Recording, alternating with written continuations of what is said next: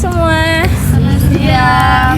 Jadi di sini kami selaku mahasiswa dari Fakultas Psikologi Gunadarma angkatan 2024 bertujuan untuk melakukan psikoedukasi kepada masyarakat mengenai paranoid. Di sini saya tidak sendiri, saya ditemani oleh teman-teman saya. Yang pertama ada. Halo, nama aku Septia. Halo, nama aku Kashifa. Nama aku Dian. Nama aku Feby. Nama aku Mirsya. Nama aku Tias. Halo, aku Azam. Mari kita lanjut langsung ke pembahasan. Sebenarnya apa sih paranoid itu? Bisa dijelaskan oleh Feby. Sama pengertian dari paranoid itu, sebelumnya kalian belum tahu kan paranoid itu apa? Nih, paranoid itu adalah suatu pola pikir atau keadaan mental di mana seseorang itu memiliki kecurigaan yang berlebihan sama orang lain, terus rasa tidak percaya diri, terus habis itu dia memiliki ketakutan yang berlebihan sama orang lain, padahal itu nggak ada nyata bukti gitu ya. Nah, itu pengertian dari paranoid ya teman-teman. Jadi kita sudah tahu ya apa sih sebenarnya gangguan dari paranoid ini.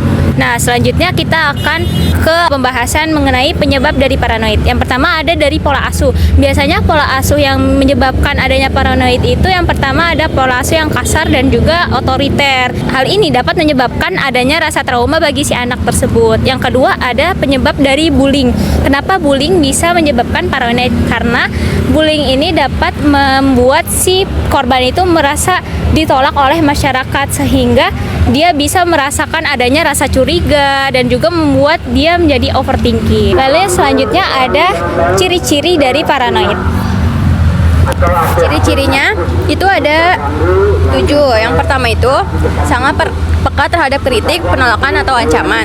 Contohnya ada merasa diserang secara pribadi saat diberi masukan ringan di tempat kerja. Lalu yang kedua itu ada susah memaafkan dan mudah menyimpan dendam. Contohnya tetap marah berbulan-bulan karena teman pernah bercanda sedikit menyinggung. Lalu yang ketiga ada sering salah menafsirkan tindakan orang lain sebagai ancaman atau penghinaan. Contohnya menganggap senyum orang lain itu ejekan atau candaan. Nah, yang keempat itu ada keras kepala dan agresif dalam mempertahankan pendapat. Nah, itu tuh orangnya kayak dia nggak mau merasa pendapatnya itu paling benar. Jadi kayak pendapat orang ini dia nggak mau dengar. Terus yang kelima, curiga berlebihan terhadap pasangan. Nah, itu tuh kayak misalnya pasangan itu nggak balas chatnya dia nih.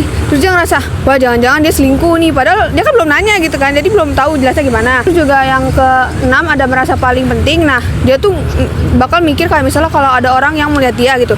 Terus dia mikir kayak, wah jangan-jangan mereka tuh lagi ngomongin aku gitu. Terus yang terakhir ada percaya adanya konspirasi dan rencana tersembunyi. Nah, kalau itu dia bakal mikir kayak misalnya dia di kantor nih, dia punya teman-teman kerja kan, rekan kerja. Nah, dia tuh mikir, wah kayaknya rekan-rekan kerja aku nih ada rencana buat bikin aku dipecat, menjatuhkan lah istilahnya. Dia pokoknya kayak berpikir orang-orang tuh punya niat jahat buat dia. Nah, udah, makasih. Sekarang aku mau tanya, apakah teman-teman ada yang mau bertanya?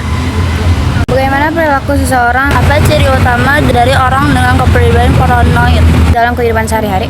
Oke, terima kasih. Saya ingin menjawab apa yang dimaksud dengan kepribadian paranoid. Jadi, itu adalah tipe kepribadian yang ditandai dengan rasa curiga berlebihan terhadap orang lain, sulit mempercayai orang lain, dan juga cenderung menafsirkan tindakan orang lain sebagai ancaman atau niat buruk.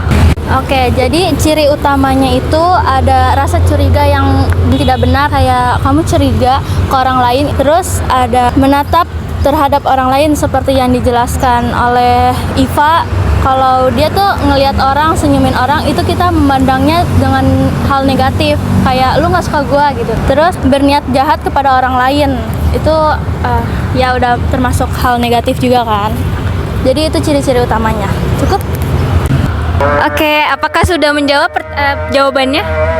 Selanjutnya ada solusi dari Kadita.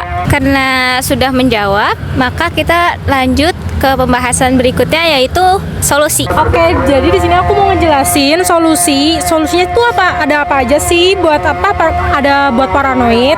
Yang pertama itu meningkatkan kemampuan bersosialisasi. Jadi kalian tuh lebih ningkatin bersosialisasi sama orang lain. Jangan mau menutup diri. Terus yang kedua itu ada menjalankan psikoterapi atau konseling jika kecurigaan berlebihan mulai muncul. Jadi kalau kalian mulai ngerasa nggak fokus, terus panik berlebihan atau apapun yang udah nggak bisa dibicarain secara ke temen nggak bisa atau ke orang yang lain, kalian harus ke yang lebih profesional, ke psikolog atau ke psikiater. Terus yang ketiga itu ada meningkatkan kesadaran diri atau self awareness terhadap pikiran negatif. Jadi kalian tuh harus bisa tahu diri kalian sendiri, kapan kalian sedih, seneng, lagi nggak baik-baik aja ya. Contohnya kayak teman kalian nggak ngajak main kalian tuh jangan langsung pikiran negatif gitu loh. Mungkin teman kalian ada alasannya nggak ngajak kayak gitu, jadi jangan mikir teman kalian tuh jahat. Bisa aja dia punya alasan tertentu kenapa kalian nggak ngajak. Jadi kalian harus berpositif thinking buat diri kita sendiri. Jangan overthinking ya, kalian tahu overthinking kan? Jadi sekian aja sih dari aku, itu aja. Oke, bagus banget ya penjelasan dari Kak Dita. Kita semua jadi tahu apa sih sebenarnya paranoid itu dan juga ciri-cirinya beserta apa yang harus kita lakukan kalau kita merasa kita terkena paranoid. Karena pertanyaan sudah terjawab dan juga penjelasan kami sudah selesai, kami pamit undur diri. Wassalamualaikum warahmatullahi wabarakatuh.